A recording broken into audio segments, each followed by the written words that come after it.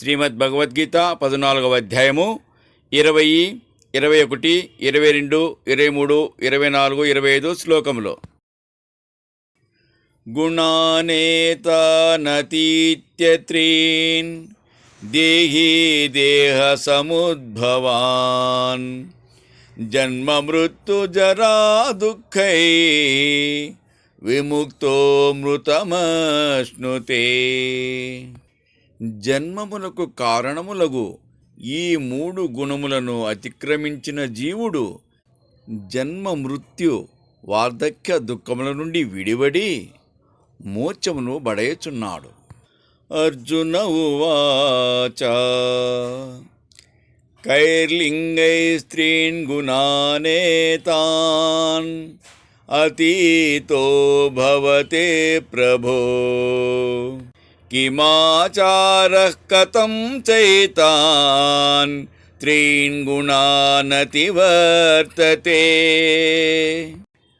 అర్జునుడిట్లనెను, దేవా, ఈ 3 గుణములను దాటిన వాని లక్షణములెట్టివి, వాని నడవడిక ఎట్టిది, వీటిని దాటడి విధానమెట్టిది. శ్రీ భగవానువాచ ప్రకాశంచ ప్రవృత్తించ మోహమేవ చ పాండవ నద్వేష్టి సంప్రవృత్తాని న నివృత్తాని కాంక్షతి.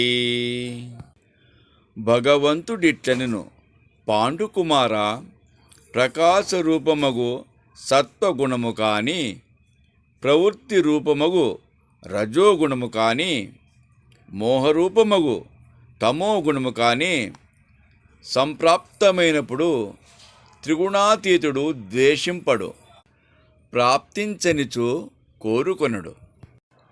ఉదాసీనవదాసీనో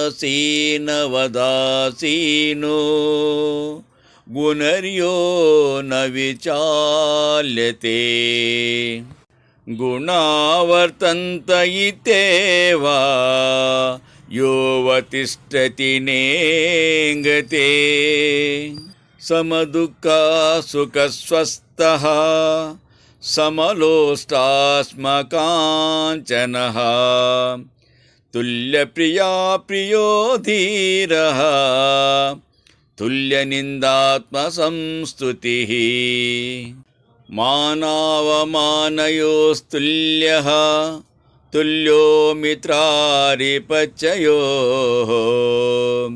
సర్వారంభ పరిత్యాగీ గుణాతీతః స ఉచ్యతే.